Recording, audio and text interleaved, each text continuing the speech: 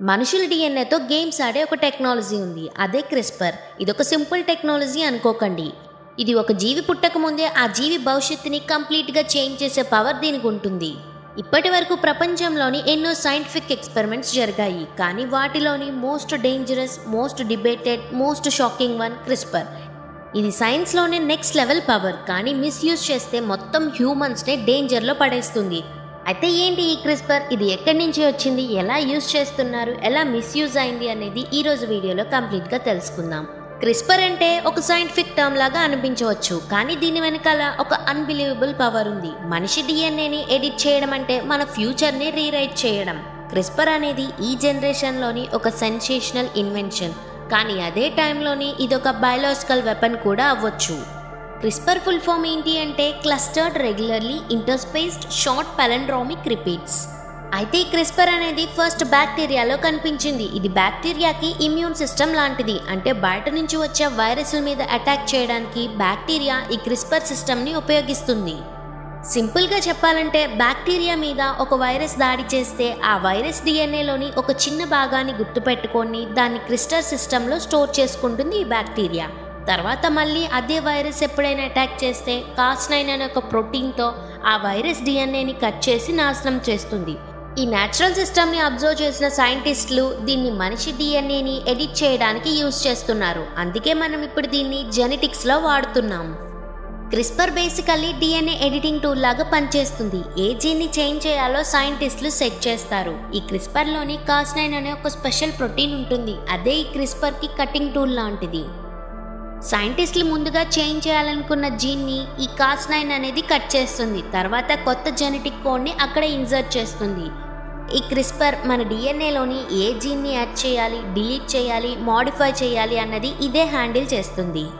ఇంకా సింపుల్గా చెప్పాలంటే ఒక కంప్యూటర్ డాక్యుమెంట్లోని మీరు ఒక వర్డ్ని డిలీట్ చేసి కొత్త వర్డ్ని టైప్ చేస్తారు కదా, సేమ్ ప్రాసెస్ ఈ డిఎన్ఏలో కూడా మనకి కావలసిన దాన్ని ఇన్సర్ట్ చేసుకొని మనకు వద్దు అనుకునే దాన్ని డిలీట్ చేయొచ్చు. అలా ఈ క్రిస్పర్లోని Cas9 అనేది డిలీట్ అండ్ ఇన్సర్ట్ బటన్గా వర్క్ అవుతుంది. ఇలా 2018లోని చైనా సైంటిస్ట్ హే జియాంగ్క్యూ అనే వ్యక్తి ట్విన్ బేబీస్ పుట్టక ముందే వాళ్ళ డిఎన్ఏని క్రిస్పర్తో ఎడిట్ చేశారు. వాళ్ళ డిఎన్ఏని ఏ విధంగా ఎడిట్ చేశారంటే ఫ్యూచర్లోని ఎప్పుడు వాళ్ళు HIV బారిన పడకుండా ఉండేందుకు జీన్స్ని చేంజ్ చేశారు. అయితే ఇదే first time live humans embryos మీద క్రిస్పర్ ఎడిట్ జరగడం. ఈ ఇన్సిడెంట్ మొత్తం ప్రపంచాన్నే షాక్ అయ్యేలా చేసింది, ఎందుకంటే ఇది ఎథికల్ బౌండరీస్ని దాటిపోయింది. వీళ్ళకి పర్మిషన్ ఇచ్చినట్టు ఎలాంటి ప్రూఫ్స్ లేవు. ఇంకా ఫ్యూచర్లోని ఆ ట్విన్స్ ఎలాంటి కాన్సిక్వెన్సెస్ ఫేస్ చేస్తారో కూడా తెలీదు.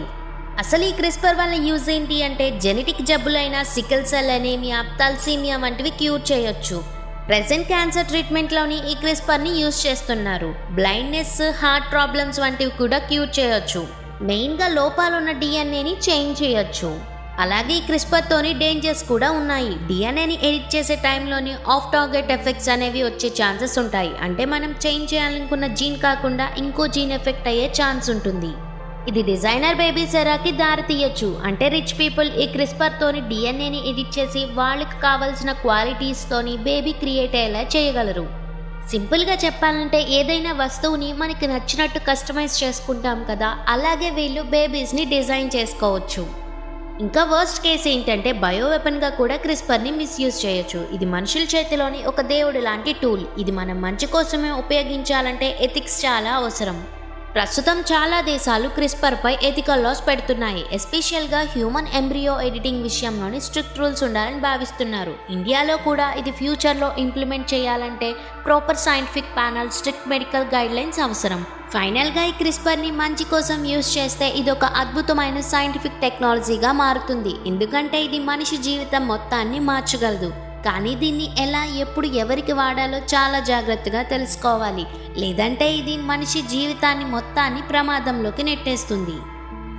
ఈ వీడియో మీకు ఇన్ఫర్మేటివ్గా ఉంటే లైక్ చేసి సపోర్ట్ చేయండి. సబ్స్క్రైబ్ చేయడం మర్చిపోకండి. నెక్స్ట్ వీడియోతో మళ్ళీ కలుద్దాం.